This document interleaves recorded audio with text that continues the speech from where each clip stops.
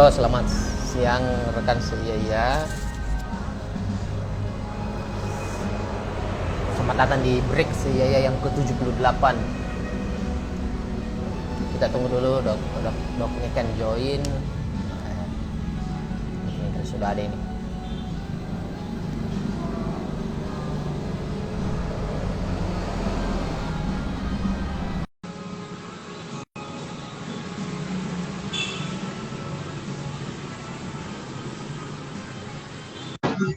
Oh.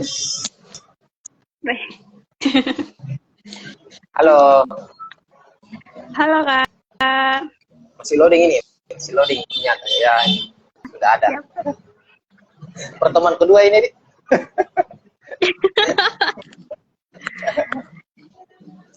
Baik, saya buka dulu nih, Dok Niken. Iya. Ya, baik. Assalamualaikum warahmatullahi wabarakatuh. Selamat siang rekan seiyaya. Jadi kita berada di break seiyaya episode 78. Jadi break ini kita ngobrol dengan peneliti langsung yang telah melakukan penelitian. Lebih tepatnya terkait mengenai skripsinya. Episode 78 ini kita akan ngobrol sama Niken Ratnasari atau siapa lagi? Niken Ratnasari. Sari. Nah ini luar biasa ini karena dari UHO, Universitas Haloleo. Yang alma maternya warna orange juga. Iya betul. Ya kan ya, mirip sama UNM warna orange. Oh sama ya. Iya. Jadi aneh nih basa-basi nih Dok Niken. Posisi di mana Pak Niken? Dok Niken. Lagi di Puskesmas Sempagai. Oh, pakai sidrap. Ya, sidrap tercinta. Aktivitasnya sekarang isip di bahasanya. Iya. Isip dokter internship. Saya tidak tahu itu Dok Niken. Kuliah, koas, isip, masuk apa beda-bedanya? Mau dibilang kuliah tidak, mau dibilang apa ya? Setidaknya kayak program Kemenkes untuk pengabdian gitulah 1 tahun gitu kan. Untuk meningkatkan skill ceritanya. Udah jadi dokter gitu. Artinya isip memang 1 tahun saja. Iya, 1 tahun kan program wajib kan? Kalau sudah isip itu ada titelnya atau gimana? Enggak ada. Tetap aja dokter. Tetap aja dokter. Nah, saya kan taunya ada SKIT dokter. SKIT kan itu diambil setelah S1. Iya, betul. DR-nya ini koas atau yang mana? Setelah koas. Oh, setelah. Lebih tepatnya pengambilan profesi dokter. Berarti ini sudah official dokter, berarti kan ada DR-nya. Ya, alhamdulillah. Baik, Dok Niken.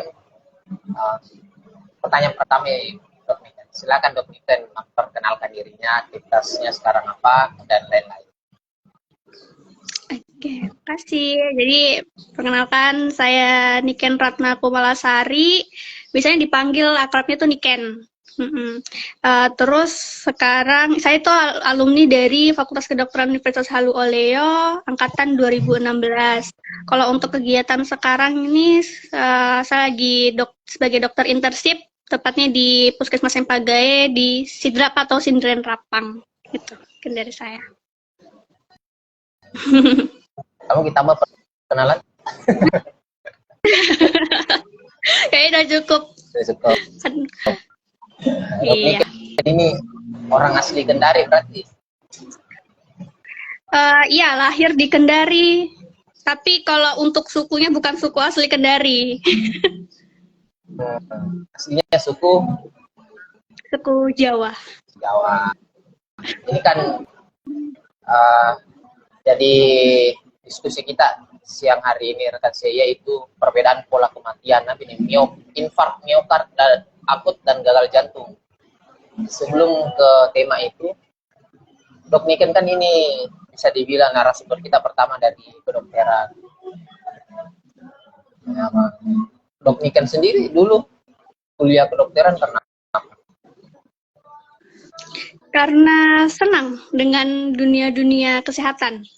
Dari SMP memang tertariknya tuh dengan kesehatan gitu kan. Dulu juga sempat gabung di PMR, kemudian gabung di PMI, kemudian karena minat kesehatan, kemudian ada juga jalan, alhamdulillah, jadi memilih untuk kedokteran. Karena minat. Apakah tidak ada kayak gini dok? Ada orang yang menginspirasi atau ada peristiwa yang buat klik harus jadi dokter ini? Untuk inspirasi sebenarnya nggak ada sih. Dari kecil memang suka apa ya namanya, suka nonton lihat dokter-dokter atau kakak-kakak perawat atau bidan-bidan di dunia kesehatan itu untuk menyembuhkan, kayak tertarik, wah keren nih kayaknya untuk dipelajari gitu kan. Kenapa bisa seperti ini, pasiennya didiagnosis dengan ini, kenapa dia bisa tahu dengan ini gitu. Jadi mulai tertarik. Asumsi saya berarti beda kalau di psikologi gitu dok, banyak yang bilang salah jurusan. Kayaknya kalau kedokteran ada di istilah salah jurusan, dia memang yang mau masuk gitu. Ya mungkin ada sih beberapa mungkin yang kayak misalnya bukan minatnya sendiri ya, kan di kedokteran itu nggak semua karena minatnya sendiri mau masuk kedokteran. Mungkin karena entah karena orang tuanya yang ingin jadi masuk kedokteran, jadi pas di dokteran dia bilang kok kayaknya saya nggak di sini, seperti itu mungkin. Tapi kalau dari alasan pemilihannya dok ini berarti memang minat banget pilihannya. Iya. Minat banget, nggak pakai banget ya, minat. Minat. Nah, dok ini kan saya sendiri baru tahu istilah ini, infark miokard akut. Kalau gagal jantung kan saya sudah gagal jantung. Biasalah saya dengar itu gagal jantung. Dulu dok kan memilih tema ini karena apa? Pertama itu hari saya tertarik di bagian bidang forensik kan ya, bidang forensik. Kemudian saya gali lagi kemarin, kira-kira saya mau ambil apa ini di bidang forensik. Kemudian karena saya juga selain forensik saya tertarik juga di bagian jantung, jadi saya hubungkan dua bidang ini, forensik sama jantung. Saya carilah di situ kira-kira apa ya yang bisa saya ambil di situ, rumusan masalahnya atau masalah apa yang bisa saya teliti. Ternyata setelah saya teliti, di Kendari itu paling banyak penyakit jantungnya itu gagal jantung sama tadi infark miokard akut. Nah di situ saya menghubungkan kira-kira bagian forensik apa yang bisa saya ambil sehingga berhubungan dengan dua penyakit ini, seperti itu. Berarti awalnya tertarik di forensik dan jantung. Iya. Ngeri juga. Itu ngeri juga. Ini kalau ini kita mulai tertarik di forensik memang pada saat awal-awal masuk atau semester akhir pada saat forensik? Dari awal-awal, enggak sih, dari perjalanannya kuliah sih sebenarnya. Forensik tuh sebenarnya kayak asik gitu kan.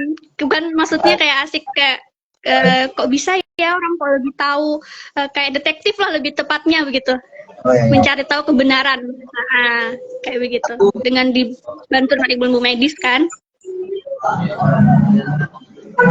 Nah ini dok kan saya penasaran, kalau kami kan di psikologi biasa cenderungnya ini kalau kita mau meneliti atau skripsi cenderung meneliti diri sendiri apa yang diminati atau bahasa kasarnya itu kita selesaikan masalah itu sendiri. Kalau di kedokteran itu bagaimana sih? Kalau dari kedokteran sendiri ya kayak tadi mungkin kurang lebih kayak saya, kayak kita nilai dulu kita minatnya di mana begitu kan, supaya kita juga yang neliti enjoy gitu, nggak tertekan. Nilai dulu kita minatnya di bidang apa, terus setelah di bidang itu kira-kira apa yang menarik untuk diteliti dari bidang itu.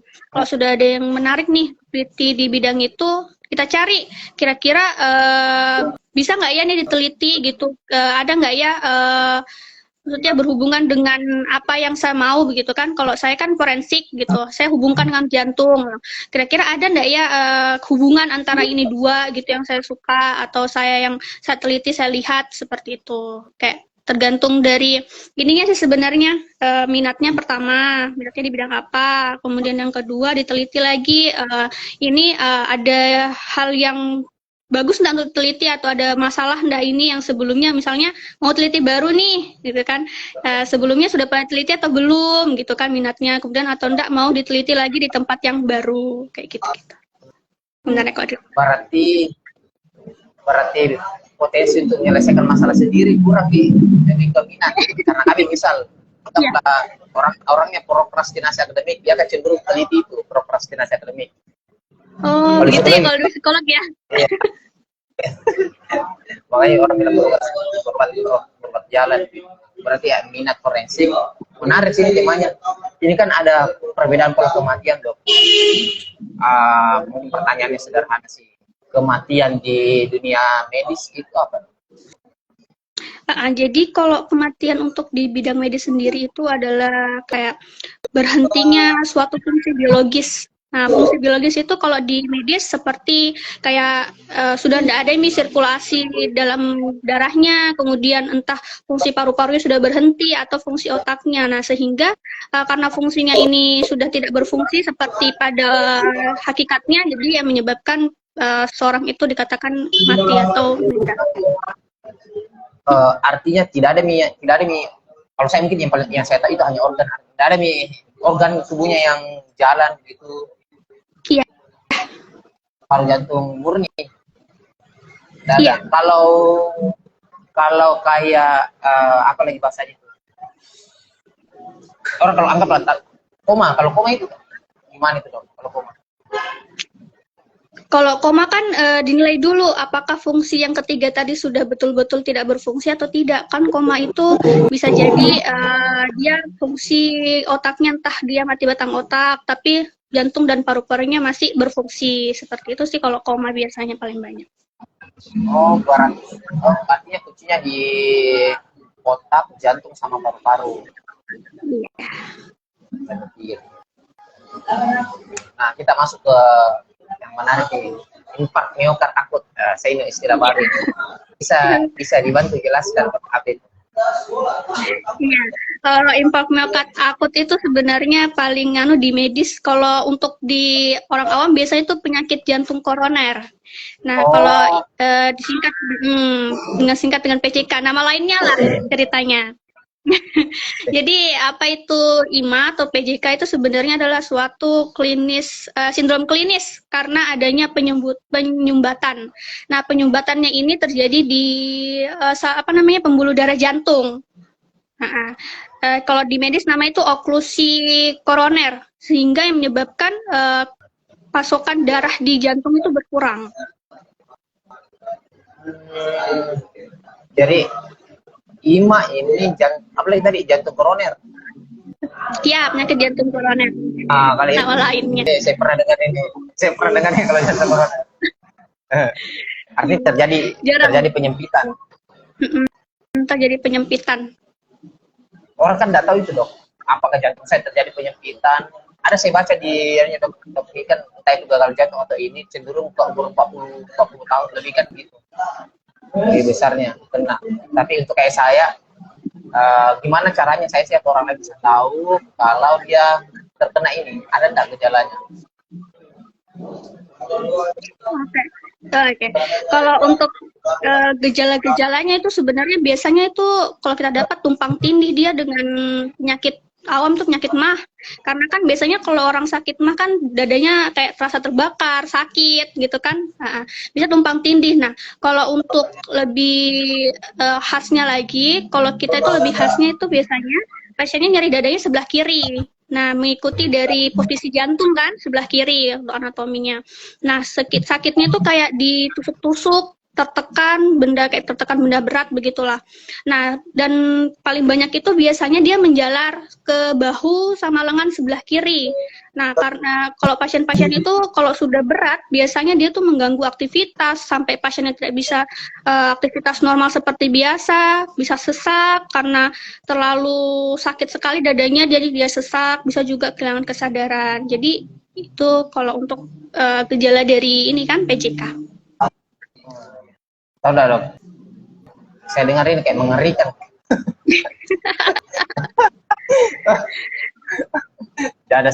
Berarti ada kecenderungan kalau ma, bisa saja bukan ma, tapi ima ini yang dia terkena itu. Iya, bisa jadi. Tapi kalau itu lebih jelasnya biasanya kita melakukan pemeriksaan lebih lanjut dengan cara yang paling awal itu rekam jantung atau EKG. Dan tempel-tempel di dada itu kan. Nah ini saya ima ini orang bisa terkena ima faktornya apa? Kalau faktor yang terjadinya ima itu sebenarnya ada dua. Yang pernah saya bahas itu deskripsi itu ada dua, yang bisa dicegah sama yang tidak bisa dicegah sebenarnya. Kalau yang bisa dicegah atau dimodifikasi itu salah satunya pertama berat badan, obesitas atau berlebihan berat badan. Nah, pasien-pasien dengan obesitas ini biasanya tuh cenderung dengan kelebihan lemak atau biasanya kolesterolnya meningkat kan, pasien-pasien kolesterol. Nah, kalau untuk yang penyumbatan kolesterol ini kan di dunia medis itu ada dua, ada kolesterol baik sama kolesterol jahat biasanya kalau orang bilang. Nah, kolesterol baik ini biasanya kedokteran sebutnya HDL, kalau kolesterol jahat ini biasanya disebut dengan LDL. Nah, yang berbahaya ini adalah yang salah satu penyebabnya itu kolesterol yang jahat ini. Nah, yang bisa menyebabkan penumpukan di pembuluh darah jantungnya itu. Nah, yang kedua itu selain obesitas dari faktor perilaku, misalnya yang pertama ada merokok, kemudian minum minuman beralkohol seperti itu. Kemudian yang selanjutnya itu ada hipertensi. Nah, hipertensi juga bisa menyebabkan terjadinya kematian akibat dari infark miokard akut. Karena kenapa? Orang kan kalau hipertensi atau tekanan darah tinggi, biasanya kan orang awam bilang tekanan darah tinggi. Sudah ada penyumbatan di pembuluh darahnya, kemudian karena aliran darahnya tinggi, jadi yang menyumbat tadi itu terdorong untuk terus masuk ke dalam jantung, jadi bisa jadi dia masuk ke pembuluh darah kecil yang bisa menyebabkan menyumbatnya lebih besar. Nah, itu yang faktor-faktor yang bisa diubah, nggak bisa dicegah dari perilaku pribadinya sendiri. Kemudian kalau untuk yang tidak bisa dicegah seperti usia, nah usia-usia itu kalau usia-usia yang lebih tua itu lebih rentan karena kenapa? Faktornya tuh tidak sudah jarang beraktivitas, kemudian hormon-hormon yang seperti imunitasnya sudah mulai rendah kan. Kalau kemudian selanjutnya ada jenis kelamin. Nah, sebenarnya kalau jenis kelamin ini lebih rentangnya itu adalah yang laki-laki dibanding perempuan.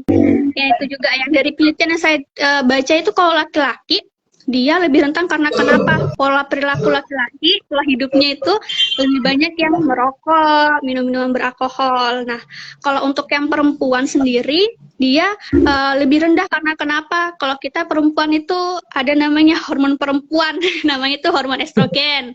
Nah, itu dia sebenarnya yang mencegah kita untuk terjadinya penyakit IMA itu. Kemudian selanjutnya dari faktor genetik. Nah, faktor genetik ini sebenarnya kalau misalnya ada orang tua kita atau nenek kita yang terkena ada riwayat penyakit IMA itu sebenarnya besar untuk lebih selanjutnya menurunkan kepada generasi selanjutnya. Walaupun tidak kemungkinan dia bisa juga tidak terjadi IMA, tapi kita harus menjaga-jaga kan dari pola perilaku. Gitu. Berarti penting memang kita tahu riwayat apa yang pernah dialami sama kedua orang tua dia. Iya, betul. Nah, ini tadi yang wajar sih laki-laki obesitas. Kalau laki-laki sudah obesitas, merokok, hipertensi, banyak beban pikiran sebagai laki-laki, terus senjata seperempat bulu, aduh. Nah, itu sudah sangat-sangat komplit itu. Banyak. Iya, betul. Itu sebelum ke yang lain bisa nggak diatasinya infark miokard akut itu? Maksudku bisa dikurangi kah atau gimana? Sebenarnya tergantung kalau dia untuk mencegah terjadi, misalnya kita punya orang tua terkena riwayat penyakit IMA, bisa kita cegah dengan apa? Pola hidup sehat kayak tadi kan, seperti kita berat badannya dijaga, berat badan ideal. Kemudian yang kedua tidak merokok, tidak minum minuman keras. Kemudian kalau misalnya dia ada hipertensi, Nah, kalau hipertensi itu kita lakukan pengobatan, kenapa namanya pengobatan seumur hidup kalau hipertensi? Karena kenapa kita mencegah terjadinya kemungkinan-kemungkinan yang akan terjadi atau komplikasi dari tekanan darah tinggi atau hipertensi. Dok Niken, ini berarti kata kuncinya adalah penyumbatan, Di? Iya, penyumbatan, betul.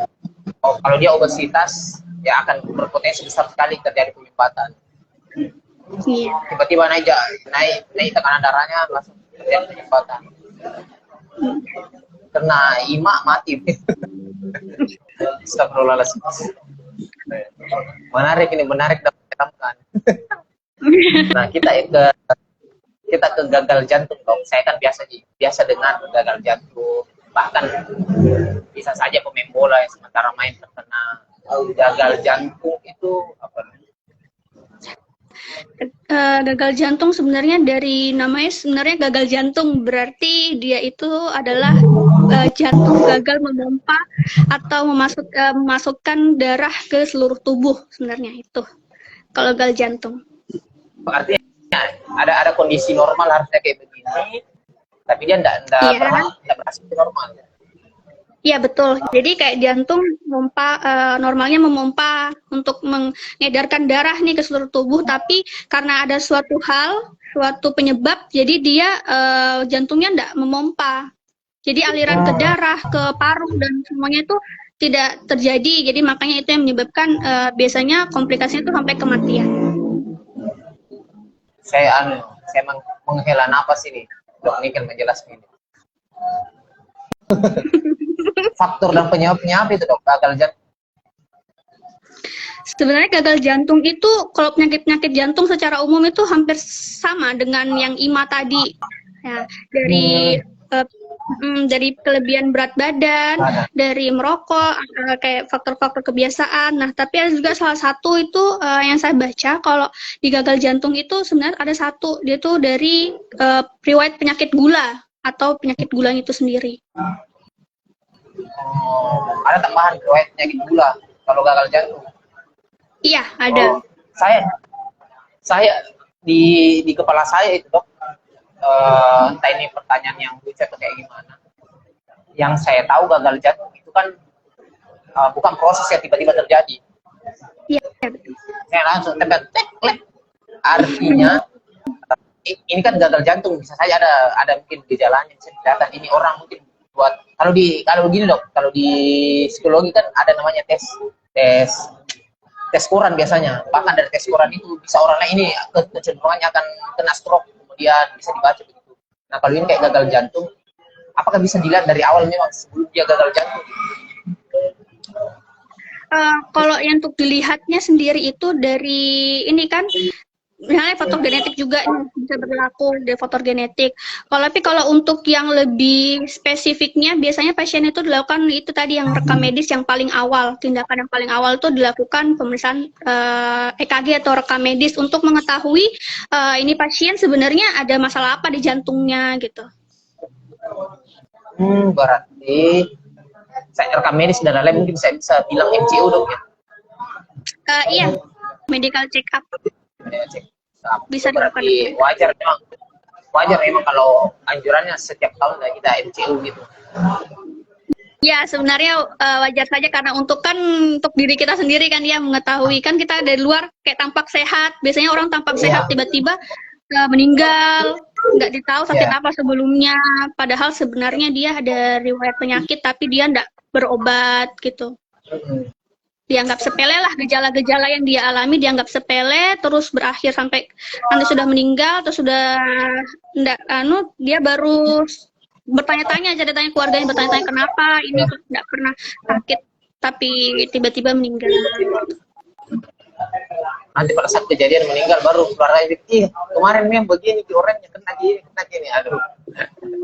Iya, udah diobati kan karena dia rasa biasanya pasien-pasien yang gagal jantung itu sebenarnya awal-awalnya dia rasa sakit, kemudian sembuh sendiri gitu kan, sembuh sendiri terus dia anggap sepele, bilang saya udah enakan kok, buat apa berobat gitu. Ya, betul. Sudah enak ini, nggak usah berobat lagi. sudah nggak normal. Nah, saya sudah tahu IMA, jantung koroner sama gagal jantung. Kita masuk ke forensiknya ini. Forensik. Forensiknya ini kan pasti mencari perbedaan pola kematian. Saya pikir ini adalah ilmu forensiknya. Bisa dibantu jelas ini perbedaan pola kematiannya. Oh iya. Kalau di pola kematian itu sebenarnya bukan apa ya, kalau di Indonesia sendiri kayaknya itu masih jarang sekali yang ini kan untuk pola kematiannya. Kalau dari pola kematian sendiri itu adalah suatu karakteristik yang meliputi dari usia, jenis kelamin, status gizi, pekerjaan, atau suatu komorbid atau perjalanan penyakit yang bisa menyebabkan sampainya terjadi suatu kematian. Itu untuk pola kematian.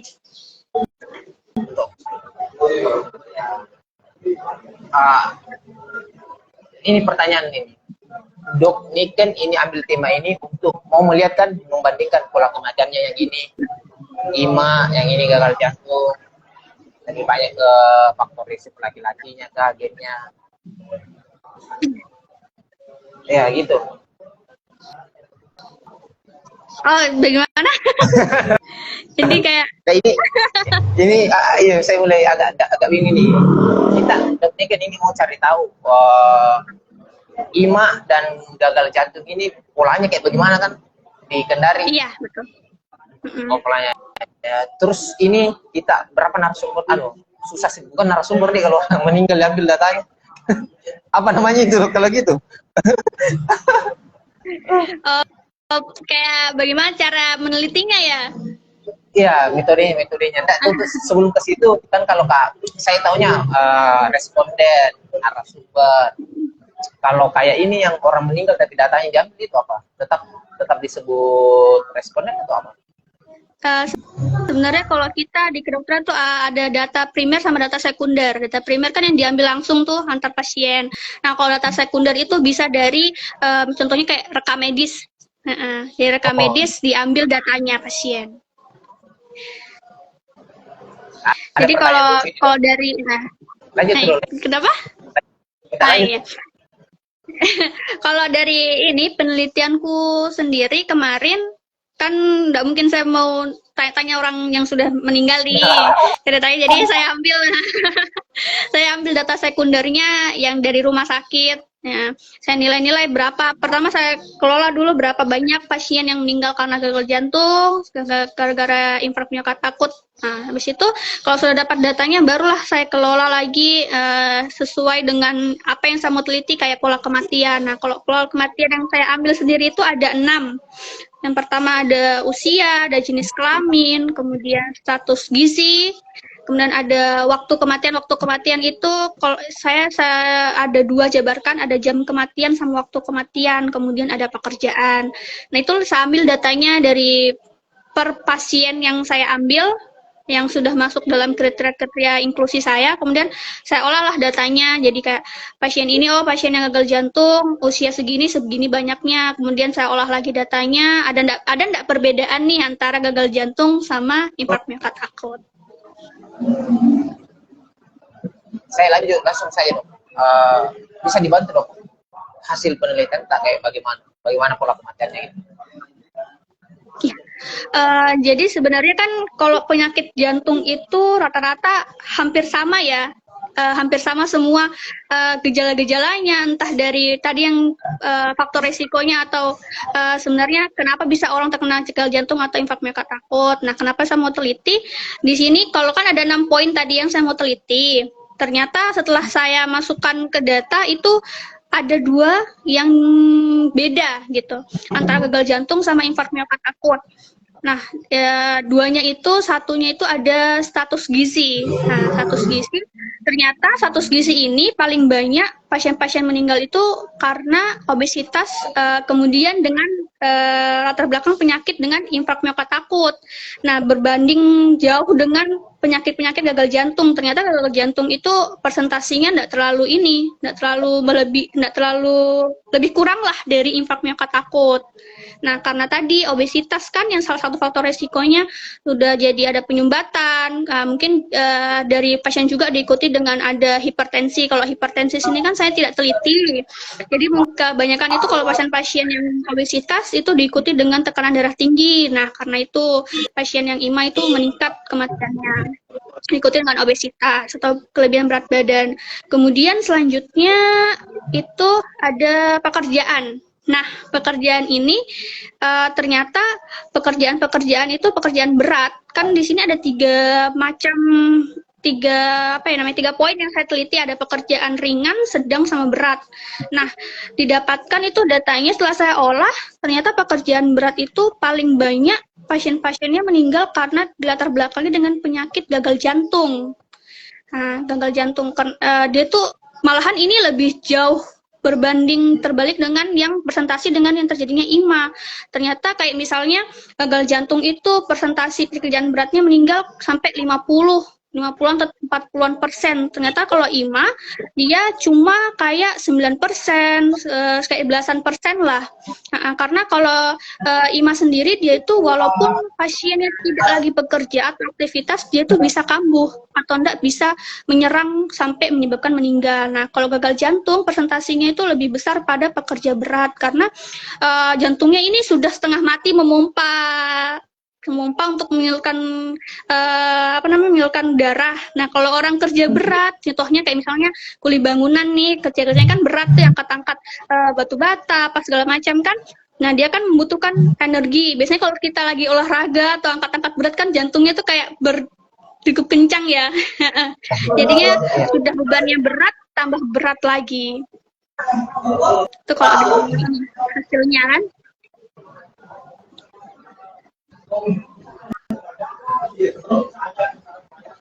Ada lagi dong tambahannya atau sudah titik itu? Untuk dari hasilnya sebenarnya itu sih aja yang membedakan, cuma 2 poin itu aja. Poin obesitas tadi sama pekerjaan. Iya, pekerjaan. Sebenarnya saya tadi mau bertanya, pekerjaan berat apa sih itu? Oh, dijawab Dominikan kayak di bangunan. Kalau kayak misalnya kan anggaplah CEO begitu, anggaplah dia CEO bank begitu. Apa termasuk pekerjaan berat itu atau gimana itu? Atau berat ini dalam kategori yang fisik, bukan pikiran? Sebenarnya kalau dari skripsi yang saya ambil datanya itu, kalau poin yang saya ambil itu kalau pekerjaan itu yang pekerjaan yang berat. Sebenarnya kalau kayak CEO itu sebenarnya masih masuk antara ringan ke sedang gitu dia pekerjaannya. Karena kan aktivitasnya tidak yang memberat sekali kan, yang tidak membutuhkan suatu kayak fisik yang besar begitu. Iya. Tadi saya agak ragu tanya nih. Tadi ada pola kematian kayak waktu dan lain. Ada temannya gitu tuh. Iya, ada waktu. IMA itu cenderung waktu begini cenderung banyak orang kena gagal jantung, cenderung pukul begini. Ada tak? Sebenarnya kalau di penelitian saya tidak ada sih perbedaan antara waktu kematian, tapi memang besar pengaruhnya sama kematian penyakit jantung secara umum. Karena kalau di kita kedokteran itu ada namanya siklus sirkadian. Siklus sirkadian tuh siklus fisiologisnya tubuh, siklus normalnya tubuh bekerja. Nah, sebenarnya itu kalau malam, kan tadi ada saya jelaskan kayak faktor-faktornya terjadinya kematian pada jantung sama IMA. Itu kan ada hipertensi. Nah, kalau pasien-pasien ini pada saat malam, makanya itu orang-orang meninggal paling banyak itu malam. Tapi tidak menutup kemungkinan dia paling banyak meninggal yang sebelum malam kan, yang pagi. Nah, paling baik itu malam karena kenapa? Karena di situ terjadi peningkatan namanya peningkatan tekanan darah ceritanya. Peningkatan tekanan darah, belum lagi pasiennya suka sekali begadang, ada riwayat penyakitnya, begitu kan? Itu kalau untuk dari waktu kematian untuk khusus jamnya aja. Tapi beda lagi kalau musim. Kalau musim di sini kan saya mengikuti dari musim Indonesia. Indonesia kan ada 2 musimnya, ada musim kemarau sama musim hujan. Nah, kalau musim Ya. hujan sendiri itu nggak ada musim juga nggak ada perbedaan, tapi dia itu paling banyak pasien-pasien meninggal itu data yang saya dapat itu pada musim-musim hujan. Nah, musim hujan karena kenapa? Kan suhunya dingin, jadi itu ada faktor namanya apa ya? Kayak di tubuh itu merespon dari faktor ini, begitu. Jadi makanya itu yang meningkatkan terjadinya proses semakin parahnya jantung apabila tidak dicegah, habis itu bisa menyebabkan sampainya kematian. Iya, ya. Artinya kalau gagal jantung ini harus hati-hati sama malam. Pola sirkadiannya jangan berubah begitu. Yang harus malam istirahat. Tiba-tiba dia ubah pola sirkadiannya berubah, rusak. Mereka kalau sudah tua. Iya, betul. Kalau kemarin saya punya tante itu kayaknya karena faktor hipertensi di dok, dia itu meninggal sore. Dan musim dingin memang, musim hujan. Nah, itu. Sore. Jadi sore menuju maghrib lah. Kan peralihan kan biasanya kalau dari sore ke maghrib itu kan cuaca apalagi musim hujan udah mulai dingin. Jadi tubuh itu semakin meningkat kerjanya. Saya sudah dapat jawabannya, itu salah satu yang menyebabkan tante saya meninggal. Saya ingat sekali, dia kayak sujud meninggal, dibawa ke rumah sakit masih bernyawa, meninggal di jalan. Tapi musim hujan, bahkan banjir malahan itu, makanya macet. Oke, jadi asik ini, mantap ini dari penjelasan Dok Niken. Nah, Dok Niken ada nggak selama meneliti ini ada temuan? Biasanya kan kalau kita meneliti banyak baca, nah banyak baca ini ada hal-hal yang menarik yang harus orang tahu. Wah, harusnya begini loh, harusnya begini. Ada nggak informasi tambahan yang perlu Dok Niken sampaikan ke kami? Ya, kalau untuk spesifiknya sebenarnya itu saya baca, saya menariknya itu di jam kematian sama musim kematian kan, saya tidak expect kayak ya bakal berpengaruh begitu jam kematian, ternyata berpengaruh sama kematiannya seseorang begitu. Ternyata setelah saya cari-cari di jurnal-jurnal internasional, jurnal Indonesia yang sebelumnya pernah meneliti juga, ternyata ada pengaruhnya ya, jam-jam itu ternyata sangat penting. Itulah kenapa kita ya kadang orang jamnya tidurnya terbalik, ternyata ada maksudnya kita harus tidur malam hari begitu kan, karena tubuhnya kita juga punya jam-jamnya, bukan cuma kayak manusia saja gitu kita setiap hari. Mungkin itu sih kalau hal-hal yang menarik yang mungkin yang saya dapat. Penekanannya ya ternyata ya perlu memang jam tidur yang sesuai. Ya, dan iya, saya antara mau ketawa sama ngeri loh. Ternyata memang waktu dan musim itu berpengaruh ke kematian. Iya, saya juga pertama itu awalnya kayaknya enggak deh begitu kan, tapi ternyata ada, ternyata betul setelah dibaca-baca dan teliti lagi ternyata memang berpengaruh. Nah ini Dok, ada enggak, kan biasanya kita kan baca ini di Kendari, tepatnya di rumah saya Kendari, berarti kita ketemu pola Dok. Ternyata orang Kendari cenderung kayak begini loh, cenderung banyak yang kena IMA, gagal jantung, ini. Apakah ada insight yang kita dapat seperti itu? Iya, setelah saya kemarin itu teliti, kan sebenarnya data yang saya ambil itu ada nggak sampai 100, sebenarnya tuh lebih dari 100 data yang saya ambil, tapi ternyata setelah diambil, diolah, yang mencukupi cuma sampai situ kan yang lengkap datanya.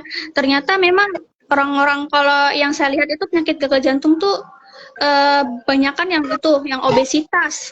Banyak sekali karena pasien yang saya dapatkan tuh obesitas. Karena mungkin kayak kalau orang zaman bilang sekarang tuh mageran gitu kan, mager gerak, jadi suka makan terus mager, jarang olahraga, beraktivitas, jadi penimbunan lemak. Padahal itu dia nggak tahu sebelumnya, setelahnya itu bakal apa resiko yang dia dapat gitu. Berarti ini di Kendari ini harus ada program ini supaya beraktivitas.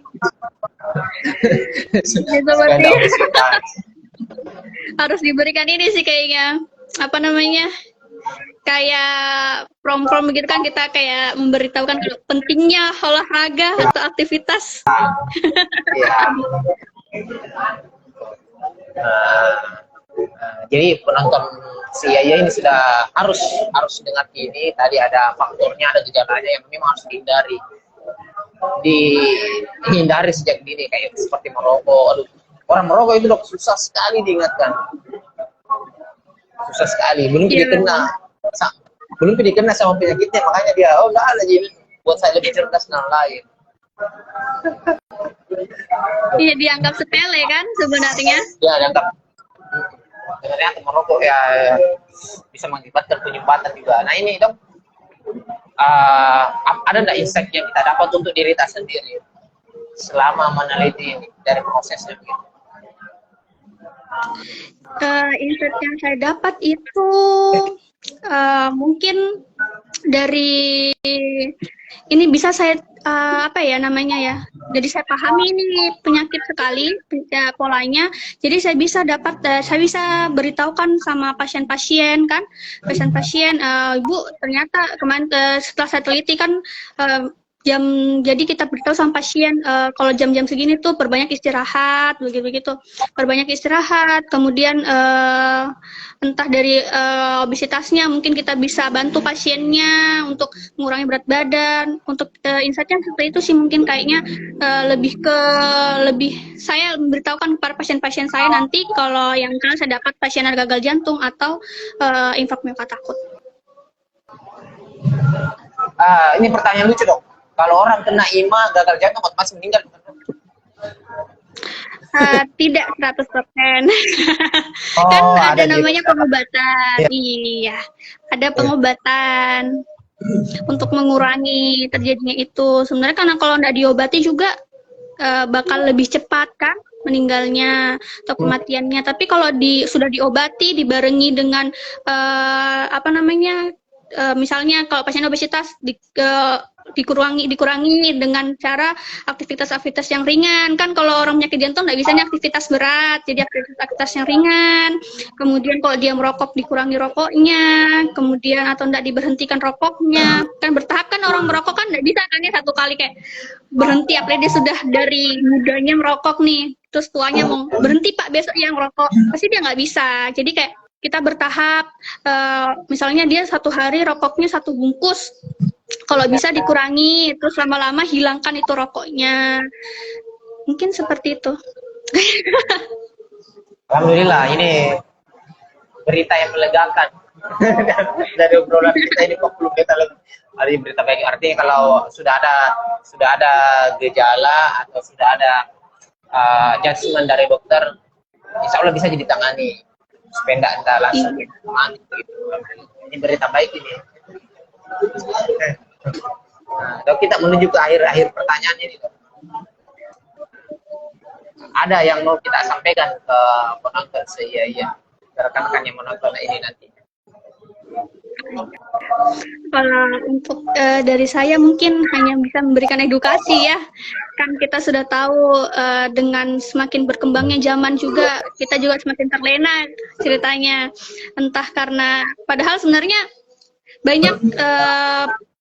banyak kegiatan-kegiatan yang bisa kita lakukan gitu kan, dari karena sudah jelaskan tadi dari faktor-faktor. Saya harap sih kalau dari penonton semuanya bisa menjadi pencerahan lah, jadi pembelajaran. Ternyata kalau saya mager-mageran, saya suka begadang gitu kan, jadinya bisa menyebabkan jadi faktor resiko jadi gagal jantung sama IMA atau infark miokarditis akut atau PJK.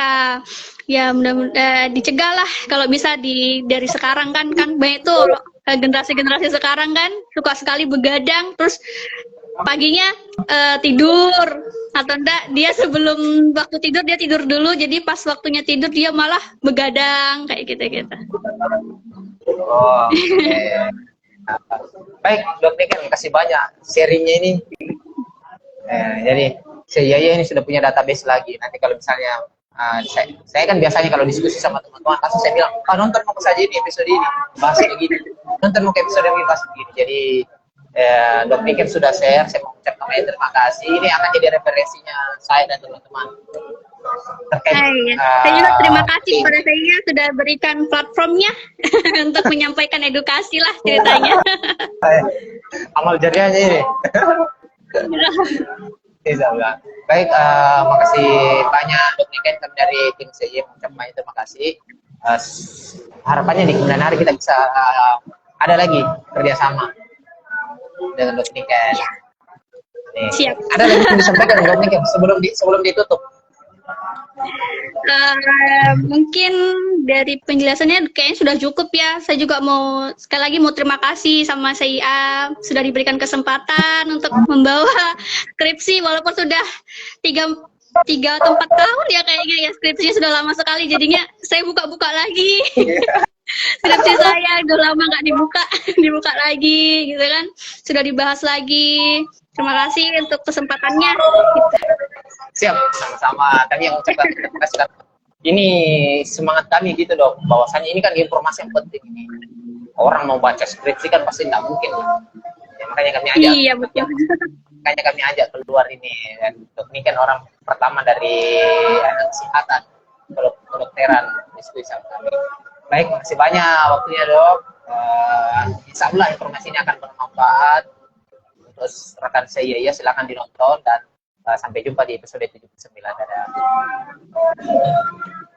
Terima kasih Dok Niken. Dadah. Iya, sama-sama. Saya tutup.